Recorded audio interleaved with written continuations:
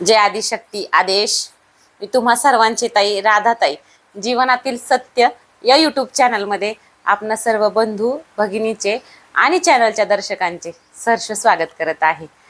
आज आपण विचारल्या जाणाऱ्या प्रश्नावरच उत्तर देणार आहोत. पण हा प्रश्न सगळ्यांनाच पडतोय की वारं कसं बंद केलं जातं, कोण बंद करू शकतं, किंवा बंद केलेलं वारं मोकळं होऊ शकतं का? ठीक आहे, ह्या सगळ्या प्रश्नांची उत्तर आपण घेणार आहोत. तर व्हिडिओ शेवटपर्यंत पाहायचा आहे.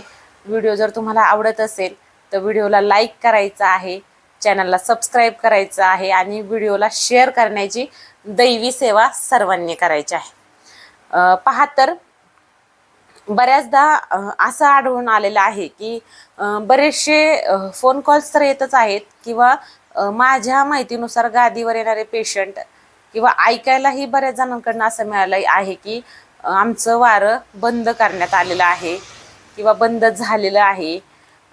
कोणी केलं, कसं केलं हे माहिती नाही.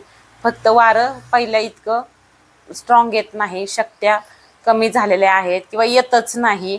आणि बऱ्याच ठिकाणी दाखवले तर सांगण्यात आले की वारं बंद झालेलं आहे. बरं, आता ही वारं बंद कोण करू शकतं, का करू शकतं, त्याच्या मागची कारणं काय, आणि जर हे सगळं बंद झालंय, गेलंय आता, तर मग पुन्हा आम्हाला संचार येईल का, येऊ शकतो का, कसा येईल, या सगळ्या प्रश्नांची उत्तर आज आपण घेणार आहोत. बघा, मुळात वारं बंद होणं किंवा झालंय किंवा करतात ह्या स्पेसिफिक वरती माहिती घ्यायची ठरली तर वारं बंद होणं किंवा करणं हे सहज आणि सोपं नाही वाटतं तितकं. कारण बंद जसं चालू करण्यासाठी प्रोसेस असते की नाही, एखादा संचार समजलाय आपल्याला, एखाद्या व्यक्तीला येणार आहे, तो येण्यापूर्वी ज्या काही प्रोसेस केल्या जातात, आता वेगवेगळ्या गादीवरती वेगवेगळ्या बुवा बाबांकडं महाराजांकडं वेगवेगळ्या प्रोसेसनी वारी मोकळी केली जातात. त्याच पद्धतीने वारं येण्याआधी ज्या प्रोसेस होतात, आंघोळी, काय काय काय काय विधी असतील तुमचे, ठीक आहे, आरत्या म्हणा, काय असेल XYZ, तर त्याच पद्धतीने मोकळं करताना जेवढे तुम्हाला एफर्ट घ्यावे लागतात की नाही, जेवढा तुम्हाला त्रास घ्यावा लागतो ना, त्याच्यापेक्षा कितीतरी जास्त शक्ती, म्हणजे जे काय असेल विधी भक्ती काय असेल ते सामर्थ्य, हे सगळं बंद करण्यासाठी लागतं. का माहितीये का? एक लक्षात घ्या, एखादं बीज अंकुरित करायचं आहे एखाद्या शेतामध्ये आणि पेरलंय तुम्ही, ते बीज लावलंय, ठीक आहे, आणि लावलंय, त्याला खत पाणी सगळं घातलंय का, तर तुमचा हेतू आहे की ते बीज यावं, ते झाडाने अंकुरित, म्हणजे त्या रूपाने अंकुरित व्हावं, त्या बियाला रोप म्हणजे हे लागावं, म्हणजे चालू व्हावं, त्याचं झाडाचं रूपांतर व्हायला चालू व्हावं, रोप तयार व्हावं. त्यासाठी तुम्ही त्याला पाणी खत बीज सगळं घालताय. आणि ठीक आहे, आणि आता रोप झाले, तर रोप झाल्यानंतर त्याला लागणारी पोषक तत्व, पोषक खाद्य, पोषक आहार, ऊन वारा पाऊस जे काय आहे तुम्ही त्याला पुरवताय.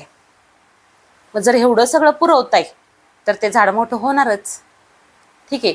आणि झाड एकदा का मोठं झालं, त्याच्या मुळांनी जमिनीत त्याचा विस्तार केलाय आणि त्याच्या शाखाही लांब गेल्यात, शिवाय वरतीही त्याचं त्यांनी त्याचा व्याप वाढवलेला आहे, म्हणजे त्याची सगळीकडनं त्याचा विस्तार झालाय, फांद्यांनी, फुलांनी, फळांनी त्या झाडाला भरगच्च, म्हणजे त्यांनी त्याचा हवा तेवढा विस्तार केलाय, तुम्ही ज्या पद्धतीने त्याला खत पाणी घातले.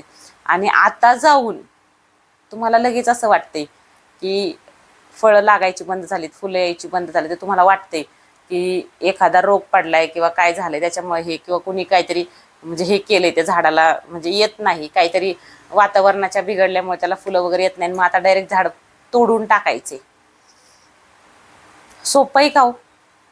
ते झाड तोडण्यासाठी किती दिवस जातील, महिना जाऊ शकतो, आणि तेवढे कष्ट तुम्हाला घ्यावे लागतील, तेवढी यंत्र उपकरणं तुम्हाला वापरावे लागतील, धारदार.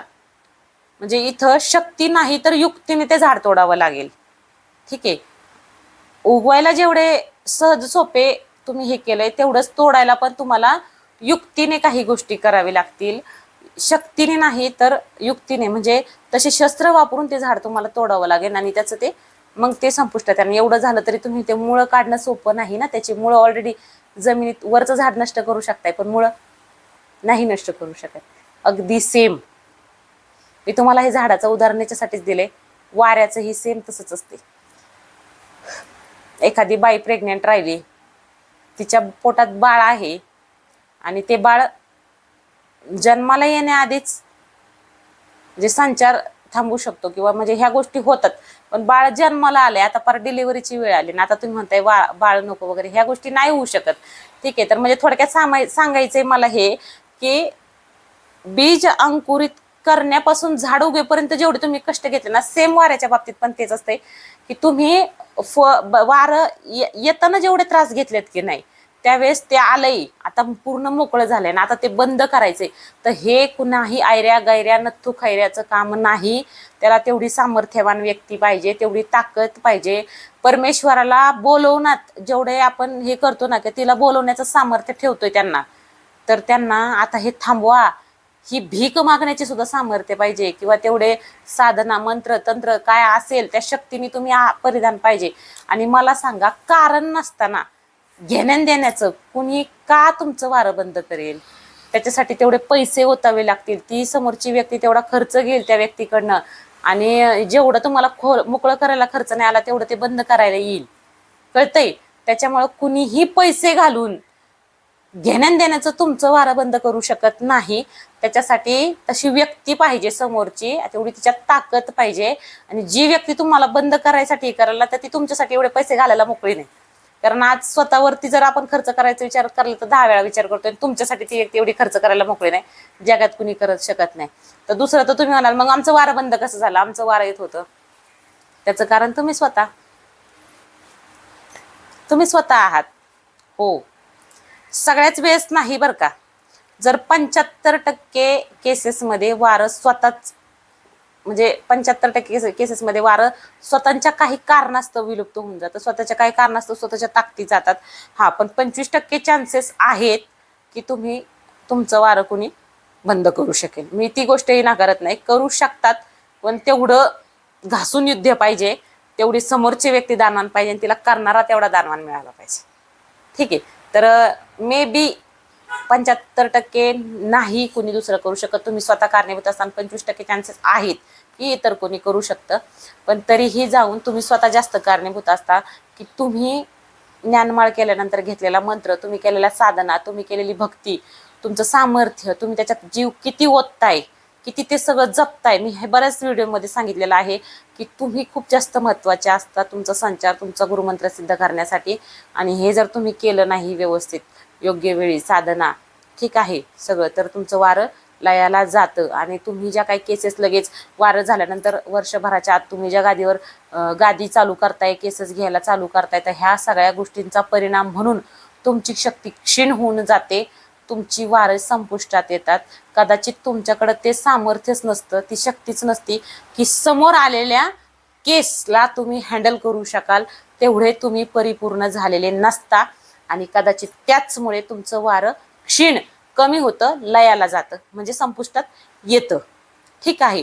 आणि राहिला विषय, आता समजा हे सगळे कारण आहेत की तुमचं वारं कोण कसं का आणि कशामुळे कमी करते, आणि राहिला विषय की तुम्हाला आता संचार पुन्हा घ्यायचा आहे, तर तो येऊ शकतो का, पुन्हा सगळं पहिल्यासारखं होऊ शकतं का? तर मी म्हणेल हो, सगळं व्यवस्थित होऊ शकतं, पुन्हा संचार येऊ शकतं, पुन्हा तुमच्या शक्त्या तुम्हाला मिळू शकतात. पण कधी, कशा आणि का? तर त्यासाठी तुम्हाला योग्य ठिकाणावर जाणं गरजेचं आहे, योग्य तो मार्ग घ्यायला गरजेचा आहे, योग्य त्या साधना करायला गरजेच्या आहेत, योग्य तसं ध्यान करायला गरजेचं आहे, मंत्र साधना आहे, ध्यान साधना आहे. म्हणजे त्यासाठी तुम्हाला थोडंफार कष्ट घ्यावं लागेल. योग्य मार्गाने, योग्य पद्धतीने तुम्हाला तुमचा संचार परत मिळू शकतो. आणि त्या व्यक्तीमध्ये जी समोरची व्यक्ती आहे ती व्यक्ती तेवढी सामर्थ्यवान असायला हवी किंवा तिच्यात तेवढी ताकद असायला हवी, भक्तीचं तेवढं तिचं संचित असायला हवं. त्यानंतरच जाऊन ती व्यक्ती तुम्हाला तुमचा संचार परत देऊ शकते. त्यासाठी खूप काही गोष्टी कराव्या लागतात, योग्य मार्गदर्शनाखाली ह्या गोष्टी होतात. ठीक आहे, त्यामुळे लक्षात घ्या, तुमच्या शक्त्या तुमच्यापासून जाण्यासाठी तुम्ही स्वतः कारणीभूत आहात. समोरची व्यक्ती तेवढी सामर्थ्यवान असायला पाहिजे की जी तुमचा संचार बंद करू शकते. आणि राहिला विषय तिसरा की संचार परत येऊ शकतो का, तर येऊ शकतो. पण ते करण्यासाठी ही समोरची व्यक्ती तेवढी शक्तिशाली, सामर्थ्यवान, ताकदवान आणि परमेश्वराची परमभक्त असायला पाहिजे. त्यानंतर यथाशक्ती, यथाविधी, यथा सगळ्या गोष्टींनी ती व्यक्ती तुमचं सगळं सामर्थ्य परत मिळवून देईल. पण मिळवून दिल्यावरही तुम्ही त्याच्यात किती ओतताय, तुम्ही किती जपताय, किती मिळतंय तुम्हाला, हे पण गरजेचं आहे. तर घाबरू नका. जगामध्ये असा कुणीही आयरा गैरा नथू खैरा कुणीही उठून, म्हणजे ज्याला काहीच येत नाही, ज म्हणतात त येईना, अशातली कथा आहे जगामध्ये. नुसतंच आव आहे, नुसतंच सोंग आहे, काही नसतं कोणाकडे. ठीक आहे, नको त्या गोष्टीला बळी जाऊ नका. ते म्हणतात ना, एक म्हण आहे, मोठं घर आणि पोकळ वासा. तशी स्थिती आहे जगाची. आव आणलेले किंवा दिखावा केल्याने तुमच्याकडची शक्ती सिद्ध होत नाही. आणि असं कुणालाही घाबरायचं नाही, कुणाच्या पोकळ धमक्यांना घाबरायचं नाही. तुमचं संचार किंवा तुमचं वारं कोणीही घालवून म्हणजे त्याच्यात सामर्थ्य नाहीये. ते काय जादू की झप्पी नाही की छू मंत्र केल्याने गेले. ती परमेश्वराचं सामर्थ्य आहे, त्याला पण ताकद लागते ते घालवायला किंवा काढायला.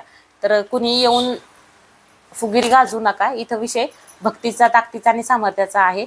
तर ते योग्य मार्गाने करा, योग्य मार्गावर जावा, योग्य त्या पद्धतीने संचार मोकळे करा. काही हरकत नाही, सगळं व्यवस्थित होऊन जाईल.